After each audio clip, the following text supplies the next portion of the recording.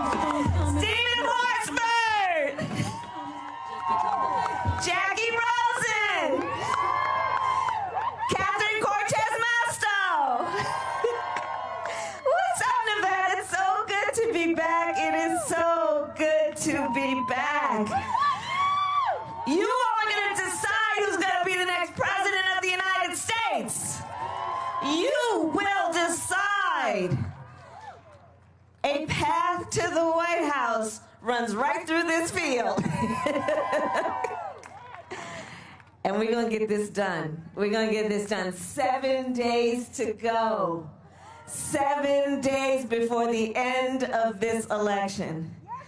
And you all have been doing your thing. I'm telling you, I was talking to Jackie backstage. I mean, you've been organizing. You've been registering people to vote before now. You've been reminding people about early voting, which is over on Friday, October 30th. You've been telling people about what's at stake. You all have been, as you always are, leaders and fighters for the best of who we can be as a country. And I am just here to thank you. I am here to thank you, Nevada. And there's so much at stake. There's so much at stake. Just think about it. We're right now in the midst of 4 crises happening all at once, right? 2 caused by the pandemic, a public health crisis and an economic crisis. And I don't need to tell Nevada how hard folks have been hit. A public health crisis where over 225,000 Americans have died in just the last several months, many without the benefit of having family and loved ones next to them for their last moments on earth because of the nature of this. Over 8.5 million people have contracted COVID with untold long-term health consequences. Doctors are talking about things like lung scarring, things like that, right? And here's the thing. Thanks to a fellow by the name of Bob Woodward, we know that Donald Trump knew about this on January 28th. He knew it was 5 times more deadly than the flu. He knew it could impact people of every generation, including young people. He knew it was airborne. And yet, he held on to that information and covered it up. He told the American people it was a hoax. The Commander-in-Chief of the United States has as their first responsibility to concern themselves with the health and safety of the American people, and he failed and therefore has forfeited his right to re-election.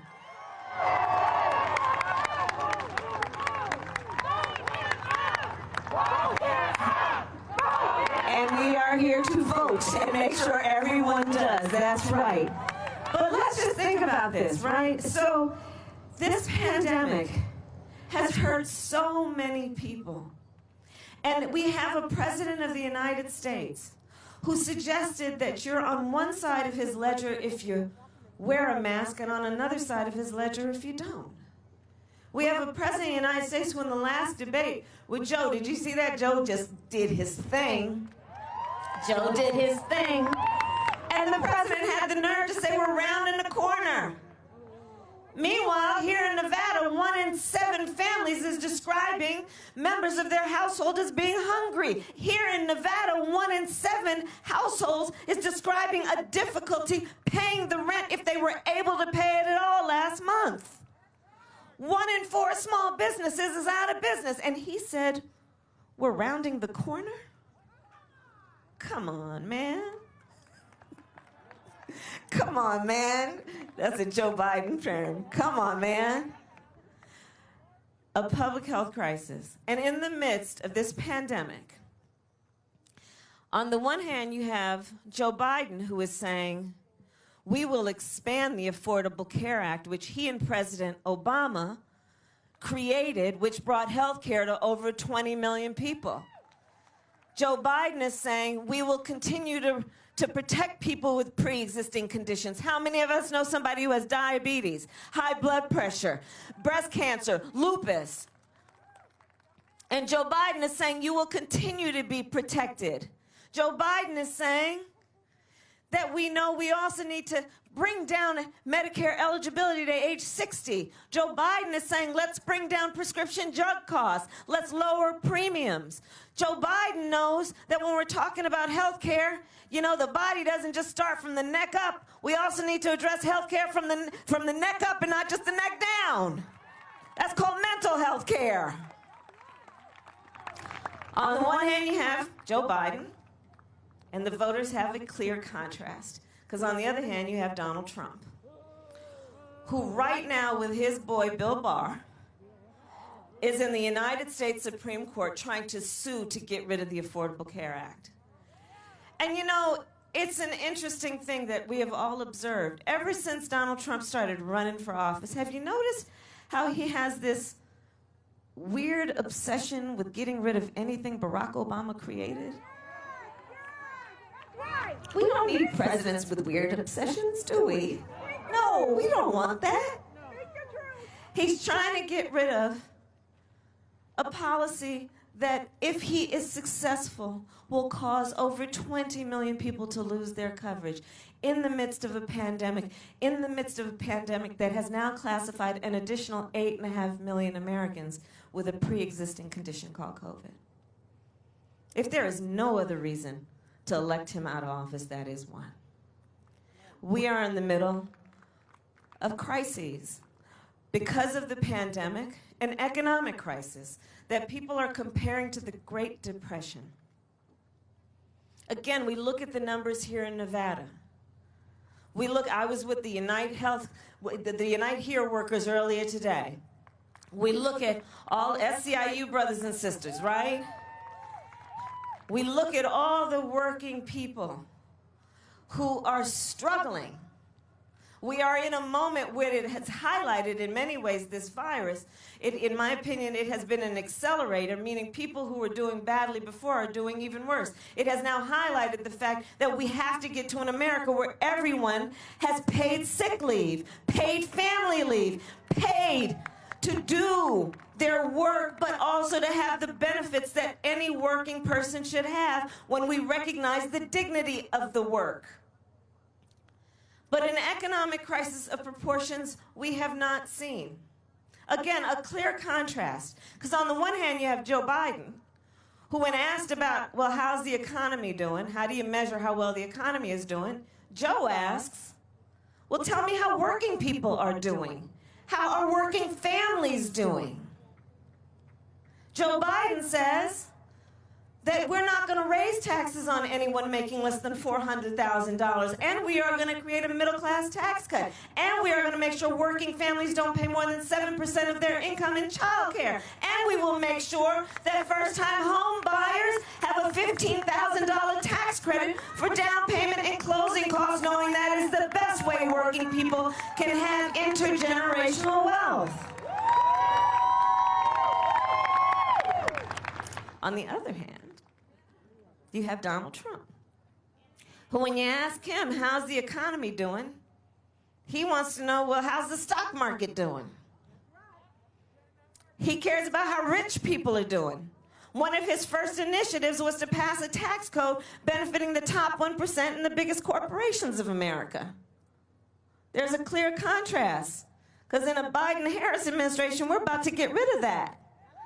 And invest that money in working people. Invest that money in building infrastructure. Invest that money in what we know needs to happen to support the folks who have built the middle class of America. There's a clear contrast in this election.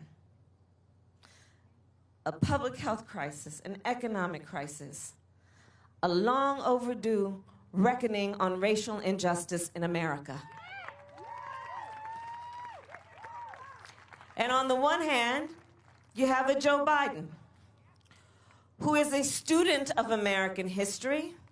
He is a truth teller, and he has the courage to speak the phrase, Black Lives Matter.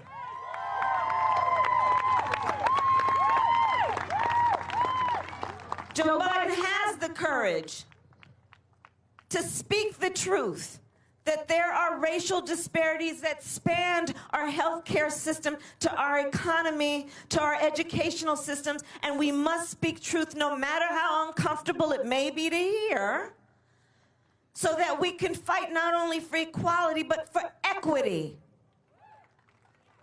Joe understands that. He understands we need to have a criminal justice system that is true to that concept of equal justice under law, and it needs to be reformed to the point that we get rid of mandatory minimums, that we decriminalize marijuana, that we expunge the records of those who have been convicted for marijuana offenses, that we shut down private prisons, that we get rid of cash bail, because it is not only a criminal justice issue, it is an economic justice issue. Joe understands that.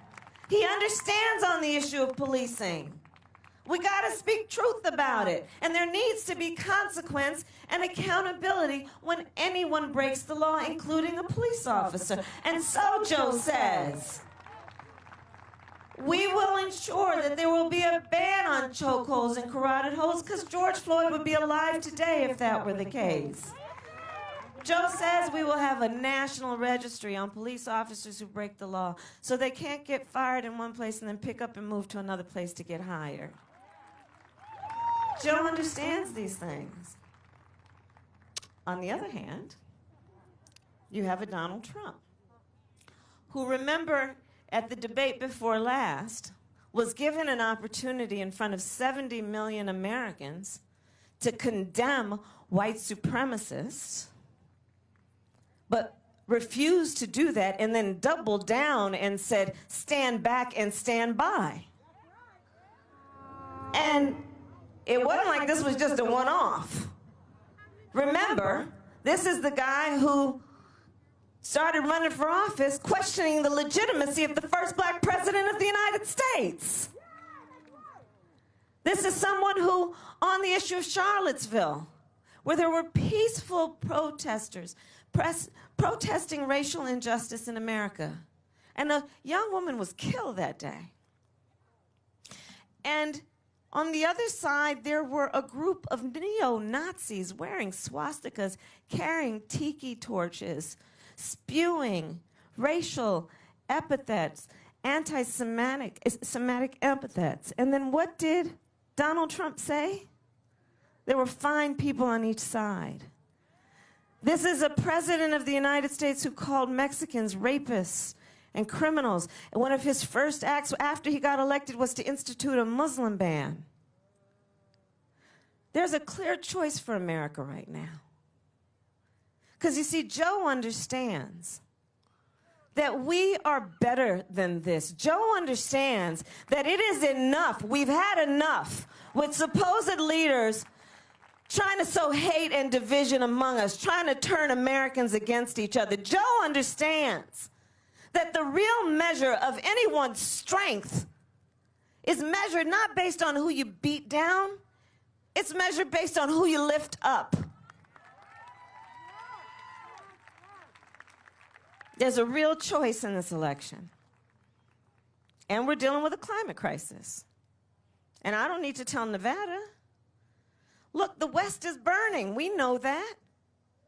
The West is burning. These wildfires, I have gone to the site of the wildfires. I have met with the families who were evacuated, who lost everything they had. I have met with firefighters who were fighting fires while their own homes were burning. My brother-in-law is a firefighter.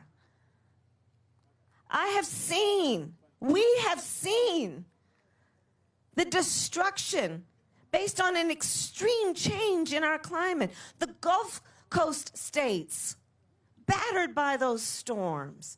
Midwestern states, where farmers have lost a whole season of crops because of the floods. Joe Biden understands you need to deal with science. You need to understand this is representing an existential threat to who we are as a species. Joe Biden understands we need to deal with this with a sense of urgency because the clock is ticking on this. And also understands, therefore, we need timelines.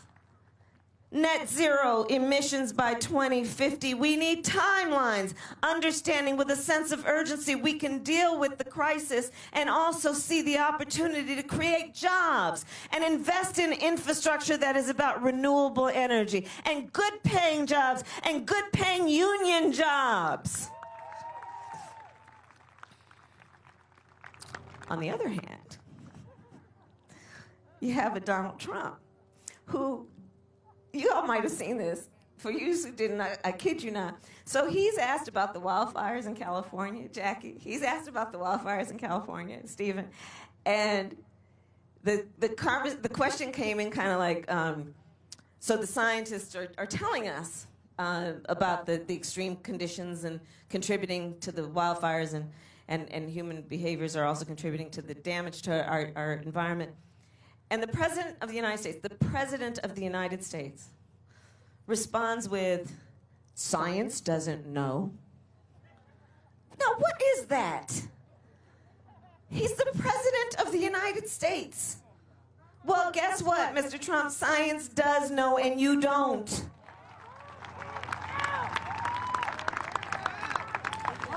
So, there is so much at stake in this election.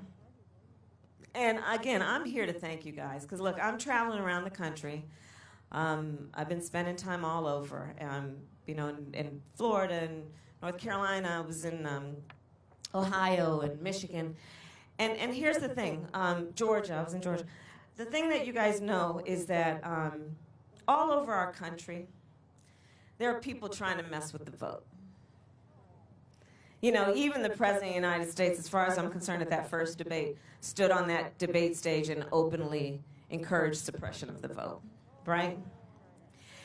And so when we think about this election, we know we have to be organized. We know we have to be motivated. We know we have to spread the word. Because there are so many reasons for us to vote. Now, normally we think of one or two, but I actually think of 3 reasons why everybody should vote. One is, let's honor the ancestors. Let's honor the ancestors. We lost the great Congressman John Lewis this year, who was an extraordinary, extraordinary human being. John Lewis was a modern-day hero. He shed blood on that Edmund Pettus Bridge for the right for black people in America to vote. And John Lewis was a civil rights fighter. He knew an extension of that fight was his fight for marriage equality. He knew an extension of that fight was his fight for immigrants. He understood that. So let's honor the ancestors. Let's honor the ancestors when this year we celebrated the 100th anniversary of the 19th Amendment. All those suffragettes in their white, marching and shouting. Let's honor the ancestors. On that, let's also, always remember history and facts. Black women couldn't vote until 1965. But let's honor the ancestors. That's a reason to vote. Another reason to vote, everything is at stake. Everything is at stake. You can go down the list. Everything we talked about, including is there going to be a president who cares about public education for our children and understands Betsy DeVos is not the right way to go? A president who cares about America's standing in the world, understanding the difference between our allies and adversaries. Everything is at stake. And that's a reason to vote. And the third reason to vote, I believe, is this. So traveling around the country, you know, ever since 2013 in particular, we can go back, but let's go just as recently as 2013. The Supreme Court, the United States Supreme Court, gutted the Voting Rights Act with a case called Shelby v. Holder. And when they took the teeth out of the Voting Rights Act and our ability to enforce accountability on states that had a history of discrimination, they took away that ability. And almost immediately thereafter, as many as 24 states started putting in place laws that were designed to suppress the vote, purging voter rolls, making it difficult for people to vote, targeting African Americans, Latinos, students, our Native brothers and sisters. And so much so that in North Carolina, the Court of Appeals said about the North Carolina law that it was written with, quote, surgical precision to prevent black folks in North Carolina from voting. And we've seen it happen throughout this election, right? Where people are trying to make it difficult. You see in like Texas, they were collecting the drop boxes. You see all over the country what they've been doing, right? Making people stand in line, shutting down some of the polling places, trying to confuse people. Even the President of the United States openly encouraging a suppression of the vote, messing with the post office. I mean, the post office? Like the best people in the world work for the post office. Messing with the post office? So on this point then, I think it's important to sit back and ask, why are so many powerful people trying to make it difficult and trying to confuse us about the integrity of the election system and our right to vote? Why are they doing that? And I think they know the answer, and we certainly do. They know we've got the power.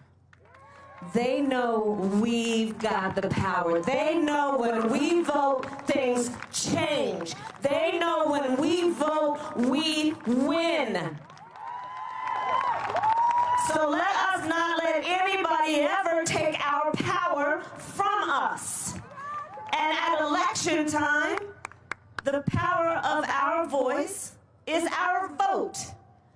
And so we, Nevada, will do everything that is necessary to remind our neighbors and our family members and our friends and our coworkers, you've got the power.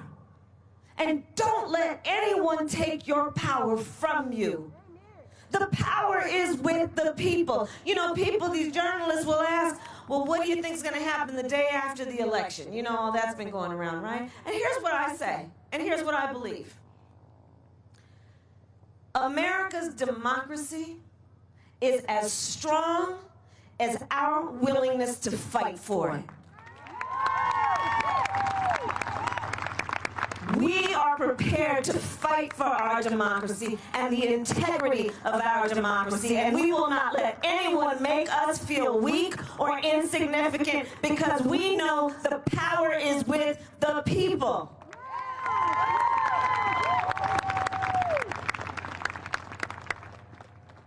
And so that's what all this is pretty much about. And over these next 7 days, let's continue to own our power. Let's continue to remind each other of our power, because, you know, we have to deal with the reality that we've also been in a situation where, you know, you got to stand 6 feet apart and wear a mask, can't really see anybody's face. You know, people have been having to stay at home, not really see each other, and people are feeling alone and isolated. We got to deal with that. And so we're going to have to make the special effort to not let the circumstances of this moment disempower anybody. Let's let this moment be the moment that we rise to remind people of the strength of ourselves and each other.